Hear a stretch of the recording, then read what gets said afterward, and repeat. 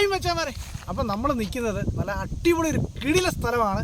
ഞങ്ങൾ രാവിലെ കൊല്ലം പോയാണ്. അപ്പോൾ അവിടെ പോയി മീനൊക്കെ മേടിച്ചുകൊണ്ട് നമ്മൾ തിരിച്ച് വരുന്ന വഴിക്ക് നല്ല അതിമനോഹരമായിട്ടൊരു സ്ഥലമുണ്ട്. എവിടെയാണെന്ന് നിങ്ങൾക്ക് ഞാൻ കാണിച്ചു തരാം. ശാസ്താംകോട്ട ലേക്ക് നമ്മൾ തടാകം കാണാൻ വേണ്ടി വന്നതാണ്. അടിപൊളി സ്ഥലം എന്ന് പറഞ്ഞാൽ അടിപൊളി സ്ഥലം. നമ്മുടെ ഈ തേക്കടിയൊക്കെ ഉണ്ട്, അതേ ഒരു ഫീലിംഗ് ആണ്. നല്ല കാറ്റും കാര്യങ്ങളും എല്ലാം. പിന്നെ അവിടെ എല്ലാം നോക്കുമ്പോൾ കണ്ടോ നല്ലൊരു ഫീലിംഗ് നമുക്ക് കാണാൻ പറ്റും. അതൊക്കെ ഒന്ന് കാണിച്ചു തരാം. കണ്ടോ സെറ്റപ്പ് സ്ഥലം പറഞ്ഞാൽ അടിപൊളി സ്ഥലമാണ്. കണ്ടോ പിന്നെ അതുപോലെ ബോട്ടിങ്ങും കാര്യങ്ങളൊക്കെ ഉണ്ട്. ബോട്ടിംഗ് അല്ല, വള്ളം. അതിൻ്റെ പാസും കാര്യങ്ങളൊക്കെ എങ്ങനെയാണെന്ന് നമുക്കറിയത്തില്ല. ഒരു 2 പേര് വള്ളം തുഴഞ്ഞ് വരുന്നുണ്ട്. കണ്ടോ സൈഡ് ഏൽപ്പിച്ച് അവർ വരുന്നുണ്ട്. കണ്ടോ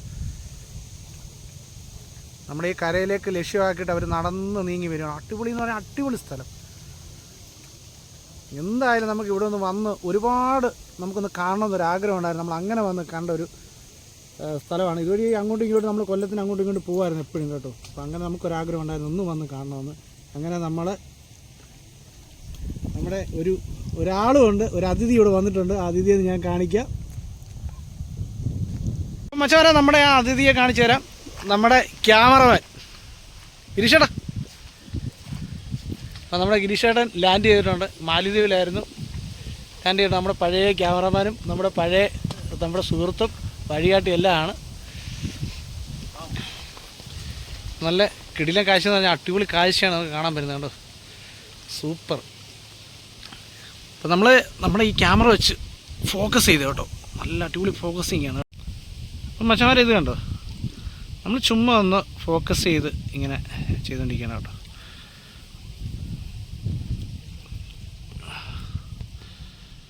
അവിടെ വീടും കാര്യങ്ങളൊക്കെ ഉണ്ട്. കണ്ടോ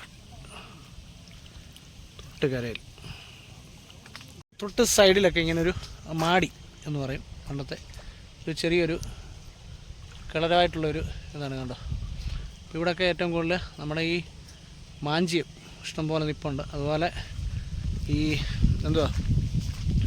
മുള, പിന്നെ കുറേ കാട്ടുചെടികൾ, പിന്നെ പേര, അങ്ങനെയുള്ള സംഭവങ്ങളൊക്കെ ഈ സൈഡിലെല്ലാം ഉണ്ട്. ഇഷ്ടംപോലെ കപ്പിൾസൊക്കെ ഇവിടെ വരുന്നുണ്ട് കേട്ടോ.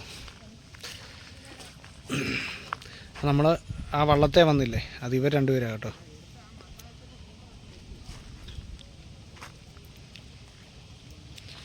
കണ്ടോ ഇത് ഓളമൊക്കെ നമ്മുടെ ഈ കടലിലൊക്കെ ഓളം തെല്ലുന്നില്ല അതുപോലെ. അപ്പം മച്ചന്മാരെ നമ്മൾ ഇവിടെ വന്ന് പാസ് എടുക്കണം കേട്ടോ. ഒരു വള്ളമാണ്. നമ്മൾ സാമാന്യം ഒരു 5-8 പേർക്ക് കയറാൻ പറ്റുന്നൊരു വള്ളമാണ് നമ്മുടെ കടത്തുവള്ളം.